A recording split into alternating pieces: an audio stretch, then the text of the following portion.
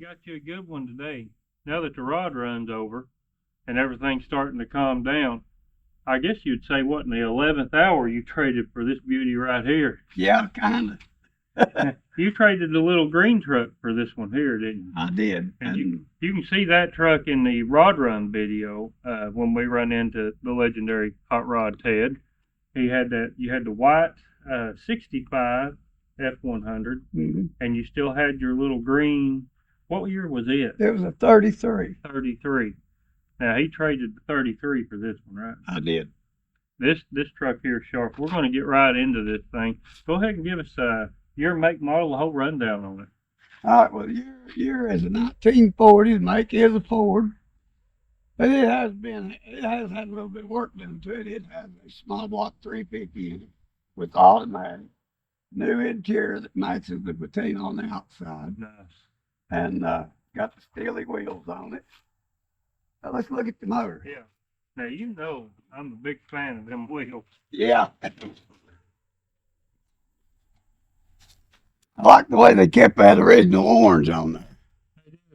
You can see here that they've kind of rubbed off on the valve covers to make it match the truck. That's a nice touch. It is. Yeah, like that breather top. Most people would pull that off there and repaint it. I'm going to leave it just like it is. I'd just leave everything. I just think the truck's absolutely gorgeous. I'd leave everything like it is. I'm going to. Now, this truck's on a late model chassis? Yeah, it's on an S10. Okay, yeah. That makes it a good driver. It gets you updated everything.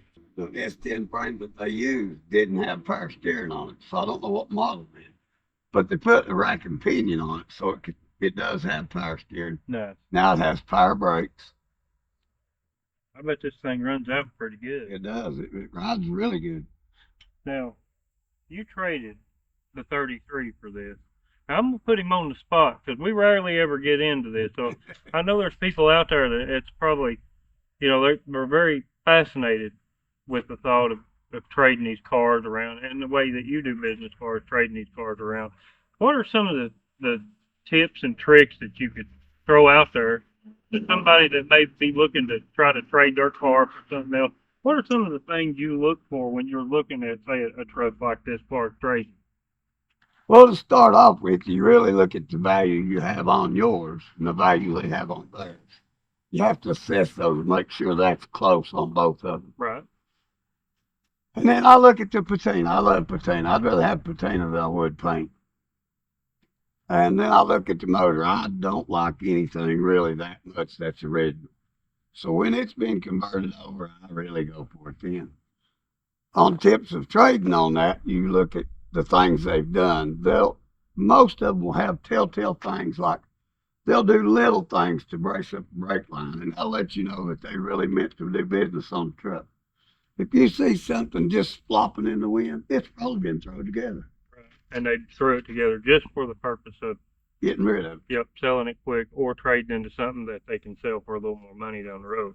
Now, the biggest tip I would give anybody on trading, because this has happened so much, before you shake hands and make a man's deal, a handshake is a complete bond between two traders, always check that VIN number. That VIN number sometimes can be just lost. Time you get home with it, you can't find it. So if you're checking that VIN number, you not only know that it's correct, but you know the location. Right, and that right there really goes a long way. That is a good tip that people may not think about. They look at a title, but they may not always look for the actual VIN plate on the car. Right. And you can't. You got to stay legal with this stuff. And unfortunately, not everybody that you're going to come across is going to be honest about things. No, you do run across some of them slip traders. Yeah. Now, I'll say this, if you're new to this, or you're just getting into these antique cars, and you do buy one, or you do trade for one, and once you get it home, don't be discouraged if you find a little something wrong here or there, because these things, they have problems, and all of them you're going to find something. Yes, I guarantee. And that would be another tip. If a man tells you he's got the perfect vehicle, don't trade with him because he's got one of a kind. Right. There is no such thing as a perfect vehicle. Every time you trade, you have to be prepared to do a little bit. That's why I say kind of assess the value of yours and theirs. Right.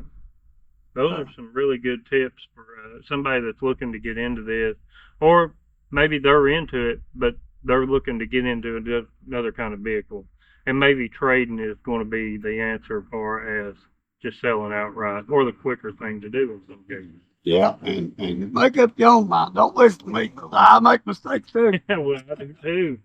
I can tell you what, you did not make a mistake on this. This thing has the look right here. Now, when you spoke on patina, would you be more of a fan of original patina and clear coat, or would you go for a made patina? Because now these people are making it. Yeah, and I believe the patina on this truck is man-made, not natural-made. But if you do it right, it looks so good that would all depend on the trader, what he likes. I like patina. It doesn't matter much to me if it's original or if it's man-made, if it's done right. If you remember the Mac I did, I don't know if you would call that patina original or what, because it was black when I got it. And when I started sanding it down, all them colors popped. Right. So I left it. Now that could have been the case here, because you can see how the green just kind of bleeds through this brown. So if they made this, which in some places it does look like it, they done a heck of a good job right here. They did. And all they done was rub the brown that maybe the truck was originally and let this green come through. That's a great look. And I mean, it's hot everywhere all over the country. Oh yeah. Yeah, I just run into that Pigeon Forge with that little Jeep I had. Right. They were all over it and not even looking at the expensive cars. The Looking at Rainmaker. our parking lot. The Rainmaker. Yeah. If you want to see that video, you can go back.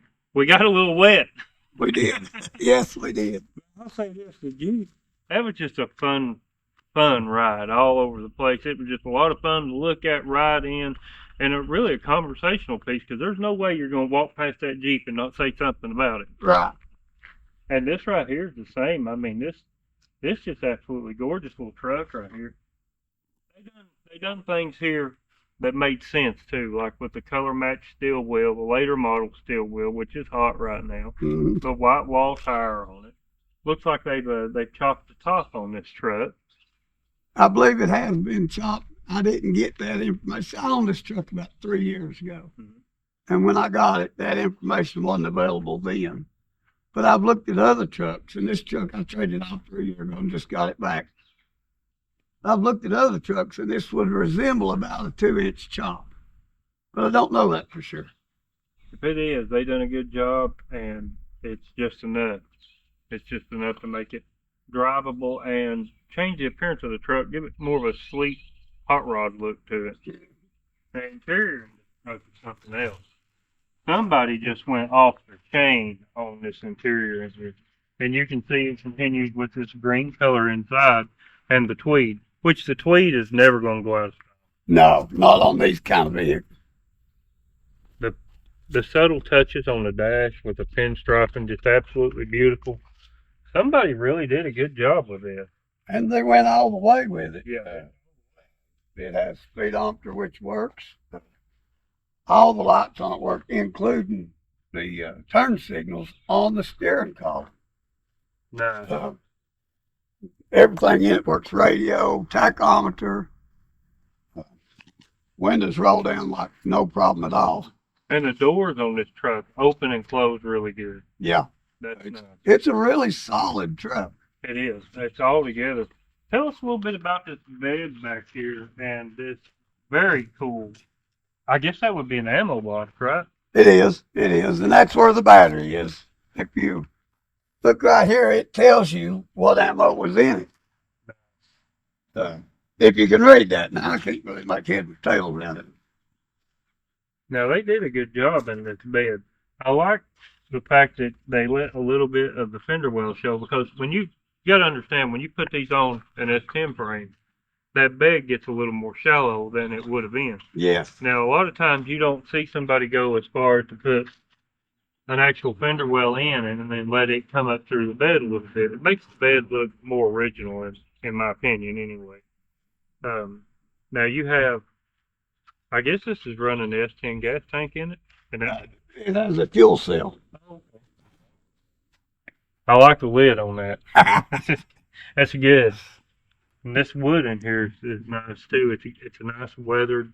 It really goes along with the truck. It does. I believe that's what most people not don't take me on this, but I believe that's called picnic wood because that's what they usually make picnic tables out of. You look here, see how thick it is, but it's got the rounded edges. So I'm gonna date myself a little bit right here, but you know what this wood puts me in the mind of? A 1990 waterbed. very well You could remember a be. lot of that wood on those water beds was about this color of brown right here. You know, that's a good thought. I mean, it very well could be. They took time putting it in though. Instead of running screws, they actually used not period crack bolts, but resemblance Yeah, of period crack bolts. that's a good touch right there. Get shot at sign. Somebody took, a lot of time and really thought this out when they put this truck together. Yeah, you know they've had to make that roll pan. I was fixing to go right to that direction.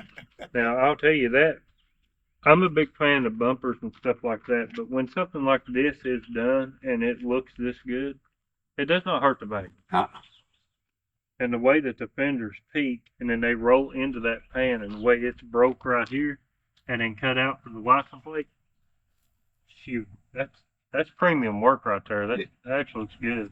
it is, and they didn't quit. I mean, they didn't back down. They even made the two lines and put them in there for the license plate on, and they made them work also. And I'm seeing they're running LED tail lights here. That's a nice touch. This is a solid truck right here, and I assume that you are going to sell it or trade it. Eventually, I'm thinking about keeping it for a couple of weeks. These trucks, this year anyway, and put together this well, they command a pretty hefty price, and they are hard to come by. In this shape, they Yeah, are. because this truck, it may look like a rat rod, and that term's thrown around really loosely in Yeah. our community. It's not what it started out It being. is nowhere near what it started out to be. Now you have trucks like this that's really like a $35,000 vehicle, just made to look like a rat rod. Right. People want to look because it's in style, but they want the comfort of a full-blown street rod, which we have right here. Yeah. It's the best of both worlds, I guess you would say. Yeah, and you know yourself, you've been around these long enough to know I can take that to a car show and command just as much attention, if not more, than an $80,000 '57 Chevy. Yeah, definitely, because there's a lot of people who find a lot of interest in this. And as far as like, when you start talking about the aspect of it, the 57 Chevys, the Camaros, the Barracudas, and things of that nature, people are used to seeing that. Right. And that's one reason. It's not that style of car is not popular or that style of car is not anything other, but this is more interesting. People have not seen something like this. They want to go see it. So you'll see these people walk right past some of these $100,000 jobs to look at something like this. Yeah. Just because it's interesting. It's a different. I myself will. I'm the same way. Everybody knows I'm a big rat rod guy right here. I may back up later and go back and look at that $100,000 car, but I'm going to flock towards something like this first. Exactly. And almost everybody does. I mean, it attracts attention, whether it's sitting still or driving. They attract attention. And we were doing tips for traders and sellers. This is a better trader and seller because you get them so much cheaper. You can afford, the man that can't afford a $80,000 car to go to the cruise in or the show, well, he can probably afford this truck and have just as much fun. If not more fun. If not more. Because he's not worrying about somebody slamming into it or a rock shipping thing. Exactly. But, hey, if those muscle cars and things, that's your deal, that's your deal. There's nothing wrong with that. I like to look at them too. Well, it takes all of them to make it. It does, but what you said a mouthful right there. A lot of people can't afford a $50,000 hot rod muscle car, but they can afford something more lower end and have just as much fun, if not more, because they got something there. Yeah. Well, there's so many of the muscle cars, and we all flock to them. when they're going down the road, people just pass them like they're a new model vehicle. Right. But when they pass a rat rod, that head goes turning. Yeah. They want to see what was that? What exactly was Yeah. that? What I just What see? did they do? Yeah. What have they done there? And that's the same questions we still ask this many years later. Yeah. I mean, every time we look at one of them, we say, man, I like the way he did that. Well, I'll tell you, we're going to do something a little different here today. I don't typically do this on the channel, but we're going to do it. If you see this truck and you are interested and you got something for trade or you've got cash, hey, just hit the comments and I'll hook Hot Rod Ted up with you, and then you'll know the legendary Hot Rod Ted. If that's okay with you. That's fine with me. And also, anybody out there got any tips to send me, I'm all ears. I love to hear them. Yeah, we're always and open. I'm always open to suggestions. Yeah, oh yeah, you always got to be open to suggestions because you're going to learn so much from different people all over the place, and people are in the same. They're going to learn from you. Oh yeah, yeah. When you quit learning, you might as well get out of business. Yeah, well, that's like you said, the perfect car. It just don't exist. Yeah, it don't. I've never seen one. Well, I'll tell you what, it's been a pleasure coming out and you showing us this beautiful little pickup here, and I know a lot of people on the channel will love this because this is just the best of both worlds right here. You've got a nice, comfortable, late model running gears and things in this truck, all wrapped up in this gorgeous patina package. I mean, this is just a really nice truck, and I know you're proud to have it, and I know you'll be proud to send it on down the road to the next guy. Oh yeah, yeah. Well, I appreciate you having us out. You're very welcome. Glad you came. And we'll be back next time, probably a day or two later when he has something different. Y'all, hit that like button, hit that subscribe button, drop a comment. Drop a comment, show us what you're working on, your rat rod, what you're trading on. If you're interested, hit the comments. Check us out on Facebook. Catch you guys next weekend. Thanks for watching.